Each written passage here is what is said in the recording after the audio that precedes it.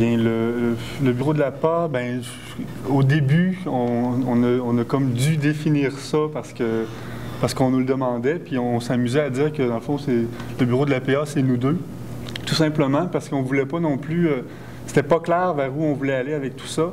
Puis on avait étudié en théâtre ensemble, on fait plein d'autres choses aussi en même temps dans la vie, en création, puis dans d'autres choses.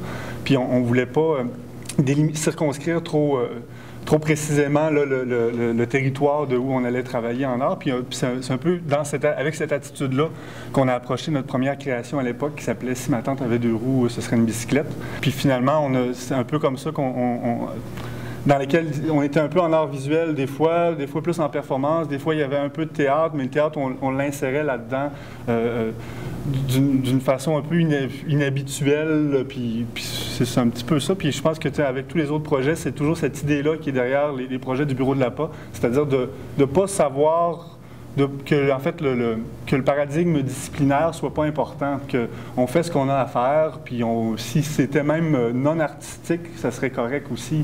C'est peut-être même le territoire de l'art est peut-être pas suffisant là, pour... Puis en fait, c'est qu'on agit un peu comme des commissaires, dans le fond. À chaque fois, c'est nous qui gérons le bureau de l'APA, mais à chaque projet, on essaie de provoquer des rencontres entre des artistes de plein de disciplines, mais des artistes qui nous proposent des choses. Nous, on décide qu'on est dans une nouvelle discipline pour une création. Donc, ça fait des rencontres avec des artistes en art visuel qui nous proposent des œuvres, des danseurs, des musiciens, etc. Comme un peu ça fait pour La Jeune Fille là-bas. On parle souvent d'indiscipline, on aime bien le mot, l'idée d'être en dehors des disciplines et aussi l'idée d'être indiscipliné, c'est-à-dire de vouloir faire peut-être le contraire de ce qu'on nous dit, puis c'est peut-être quelque chose d'intéressant. C'est peut-être un moteur important, des fois, de faire le contraire de ce qu'on nous dit dans la vie. C'est pas juste réactionnaire, c'est quelque chose de révolutionnaire. En plus, à La Jeune Fille la mort, ça se passe dans une école. On a beaucoup la question de l'autorité qui est là avec le professeur. Les gens lisent le manuel, ils choisissent s'ils suivent les instructions ou non. Donc, l'idée de la discipline est particulièrement forte dans La Jeune Fille la mort parce qu'on est des profs assez indisciplinés. Spectacle! Spectacle! Spectacle! Spectacle! Spectacle! Spectacle! Spectacle! La jeune fille, ça vient d'un recueil d'aphorismes qui s'appelle « Premier matériau pour une théorie de la jeune fille », donc jeune fille avec un trait d'union, qui est un néologisme qui veut exprimer un mal contemporain, qui veut dénoncer une société de l'apparence, une société de l'image. Puis en fait, dans ce recueil-là du collectif Tikkun, on tente, en utilisant le mot à outrance, on tente de définir c'est quoi la jeune fille, mais finalement, on la définit jamais, on la circonscrit jamais complètement, afin de ne pas créer l'idée, c'est de pas créer une nouvelle doctrine. Puis donc, on parle de trash théorie, par l'utilisation, on finit par concevoir un peu la chose. Puis on est parti de ce recueil-là pour monter cette performance-là en se disant comment qu'on pourrait... on a été très touchés par la lecture, puis comment qu'on pourrait transposer ça dans une expérience scénique ou dans une expérience... comment le public pourrait vivre une expérience aussi. Oui, c'est ça. C'est important qu'il ne soit pas juste consommateur d'un spectacle, mais qu'il participe à un spectacle sans non plus...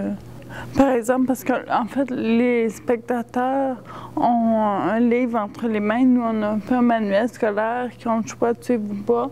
Nous, on sert beaucoup du manuel. On dit d'aller à telle page. On leur conseille, on les dirige un peu, mais après, ils sont libres d'écouter nos conseils ou non.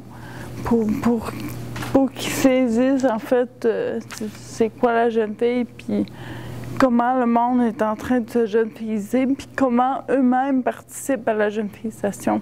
Comment chaque spectateur aussi est une jeune fille. La jeune fille ne touche à rien, rien ne touche la jeune fille. La jeune fille ne touche